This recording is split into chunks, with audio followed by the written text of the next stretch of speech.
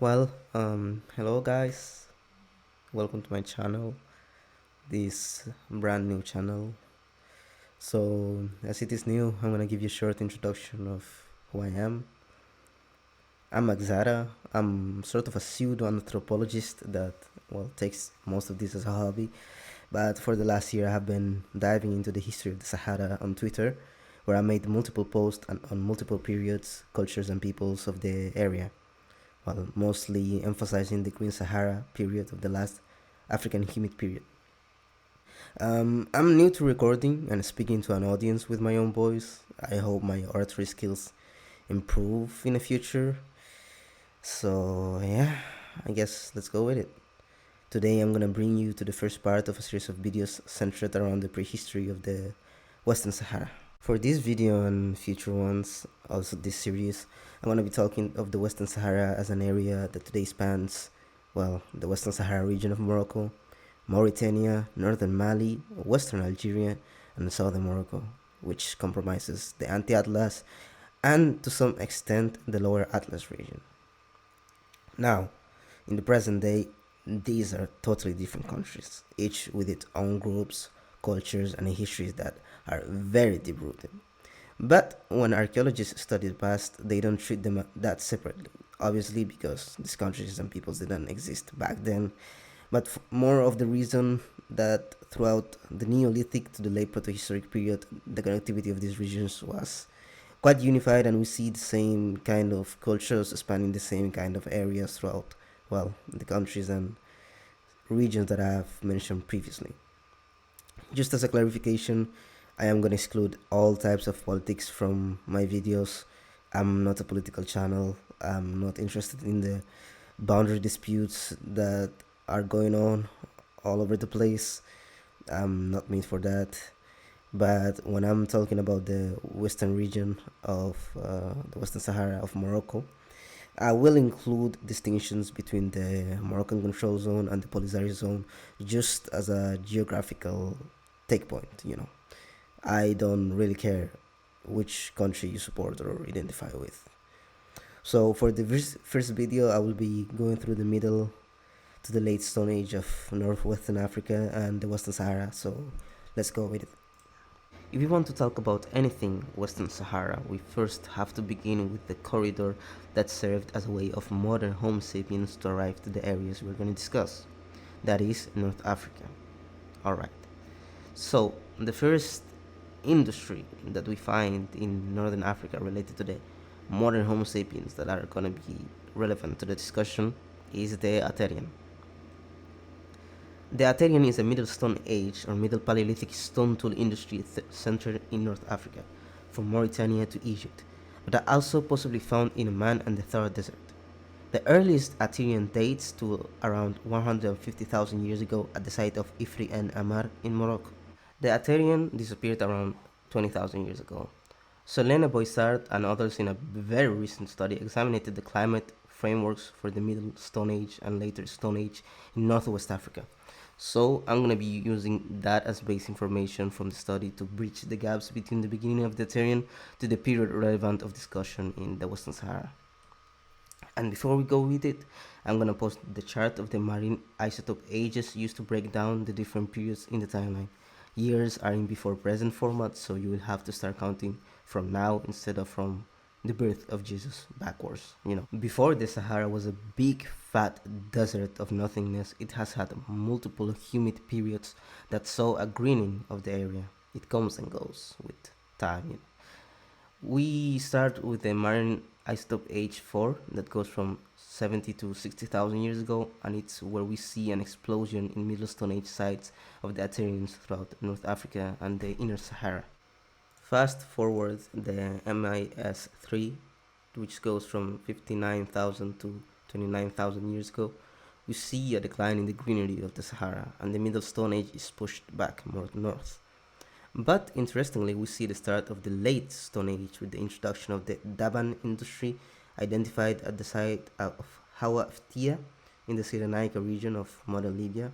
And as you can see, it's quite only concentrated in the Cyrenaica and the western part of Libya.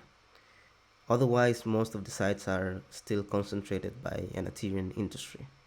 At this same stage is where we find in the Western Sahara, which is the Western Sahara region of Morocco, Mauritania, and Mali, the Athenian finds of this stratigraphy.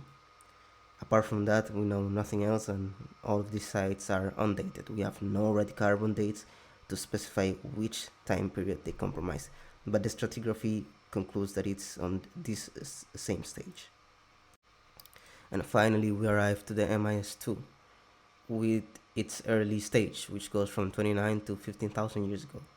And here is when we finally see the total annihilation of the Assyrian industry in North Africa.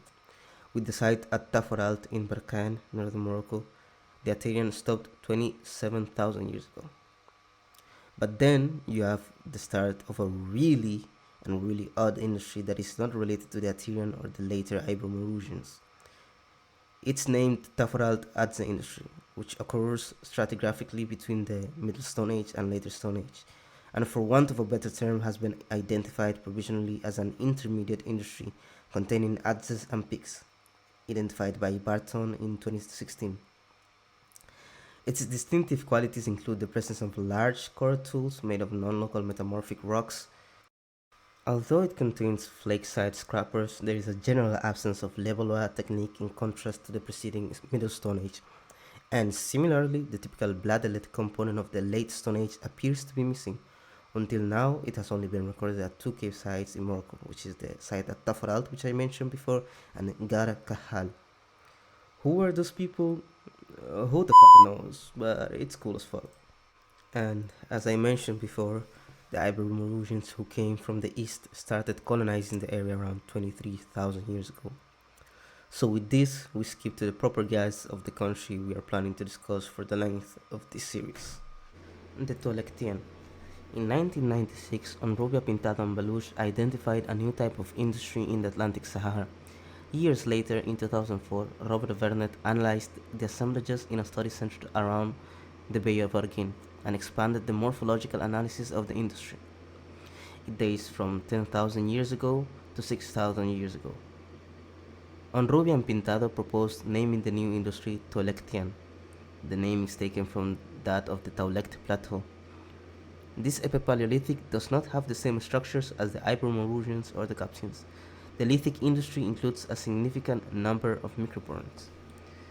This lithic industry is poor in bladelets, which is commonly identified in the Ibero-Mauritians, and on the other hand, they have what is called the unnamed points, which are more common than elsewhere you can find in the Sahara and North Africa. One of the most important sites, which is the one at Tarfaya, yielded around 53 of them, and that new type of microlith was named Point of Tarfaya by Grenebart.